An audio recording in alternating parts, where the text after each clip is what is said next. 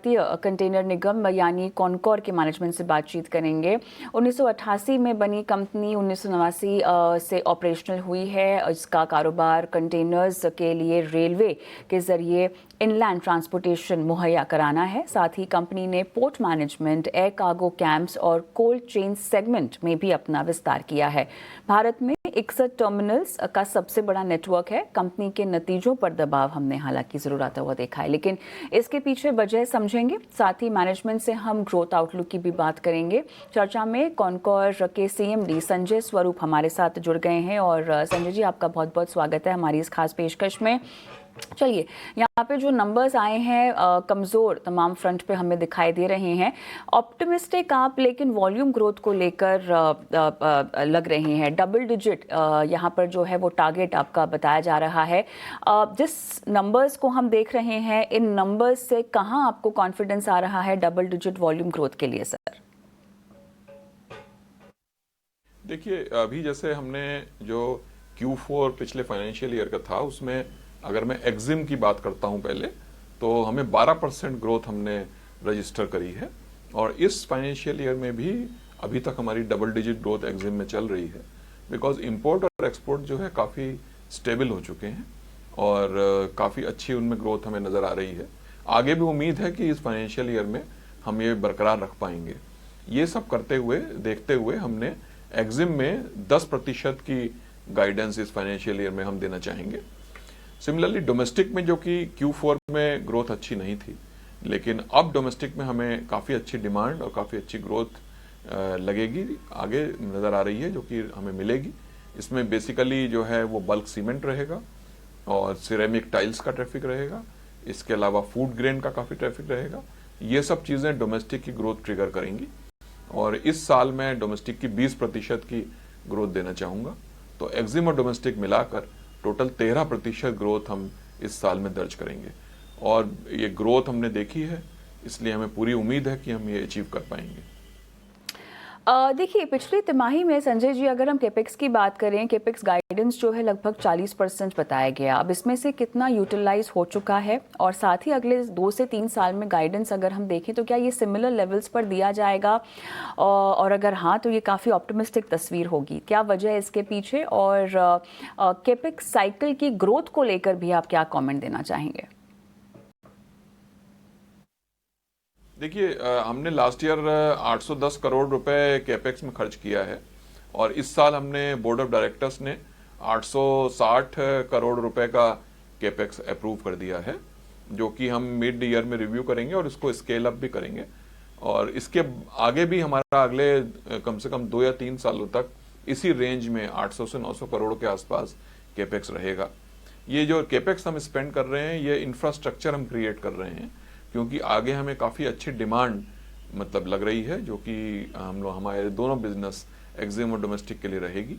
इसके लिए हमें इंफ्रास्ट्रक्चर की ज़रूरत पड़ेगी, जैसे कि हमें रेक्स खरीदने हैं, हमें कंटेनर खरीदने हैं, हमें टर्मिनल बनाने हैं। तो हमारा जैसे लक्ष्य है 2028 तक हम 100 टर्मिनल हम बनाएंगे और 500 से ज़्यादा हमारे रेक्स होंगे, 70,000 से ज़्यादा हमारे अपने कंटेनर होंगे। तो इन सब के लिए हमें कैपेक्स की आवश्यकता पड़ेगी। इसके अलावा हमारे सारे ऑपरेशंस जो हैं वो ऑनलाइन है, हम पेपरलेस काम करते हैं। उसके लिए इंफॉर्मेशन टेक्नोलॉजी इक्विपमेंट्स और सॉफ्टवेयर के लिए भी हमें कैपेक्स की आवश्यकता पड़ेगी। तो ये सब देखते हुए आगे हमें कंसिस्टेंटली 800 से 900 करोड़ रुपए हर साल हम कैपेक्स पे खर्च करेंगे।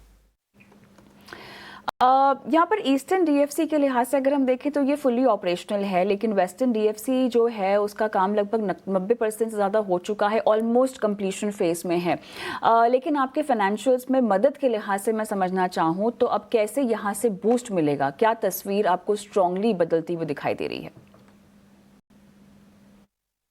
देखिए, ईस्टर्न डीएफसी पूरा कमीशन हो गया है, लेकिन ईस्टर्न डीएफसी में कंटेनर कार्गो ज़्यादा नहीं जाता है, उसमें बल्क और ब्रेक बल्क कार्गो मूव होता है।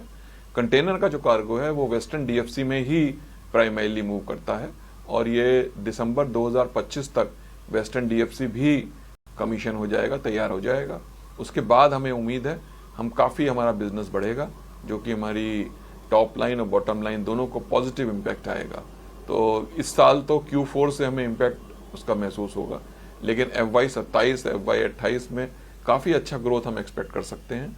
फिजिकल ग्रोथ, टॉप लाइन और बॉटम लाइन तीनों में काफ़ी अच्छा ग्रोथ हमें नज़र आएगा। मार्जिन्स देखिए यहाँ पे 19% आए हैं और 21.1% ईयर ऑन ईयर अगर हम थोड़ा समझना चाहें, तो अब मार्जिन्स को लेकर क्या गाइडेंस आप देना चाहेंगे? किसी भी तरह का रीबाउंड करंट लेवल से क्या हमें उम्मीद में रखना चाहिए? देखिए, जैसे मार्जिन हमारे कंपनी के 24 से 25% एबिटा लेवल पे हम काम करते हैं, जो कि हम कई सालों से कर रहे हैं।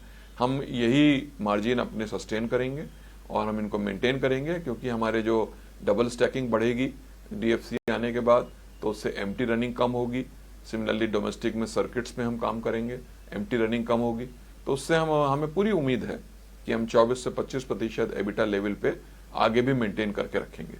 ऑलराइट, आखिरी सवाल आपसे पूछना चाहेंगे, वॉल्यूम ग्रोथ के लिए क्या गाइडेंस देंगे कैगर बेसिस पर? देखिए, वॉल्यूम ग्रोथ हमारी गाइडेंस ये रहेगी कि 10% एग्जिम, 20% डोमेस्टिक, ओवरऑल 13%। ये हमारी वॉल्यूम ग्रोथ का वो रहेगा इस साल के लिए।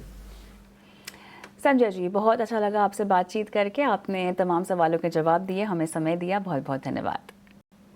और चलिए हमारे आज के मार्केट एक्सपर्ट कुणाल से जुड़ते हैं। और कुणाल, कॉनकॉर के मैनेजमेंट से बातचीत हो रही थी, नंबर्स डिसअपॉइंटिंग है टोटली, लेकिन मार्जिन के फ्रंट पे यहाँ पर जो गाइडेंस दी गई है, वॉल्यूम ग्रोथ के लिहाज से जो गाइडेंस दी गई है, आप कितने संतुष्ट हैं?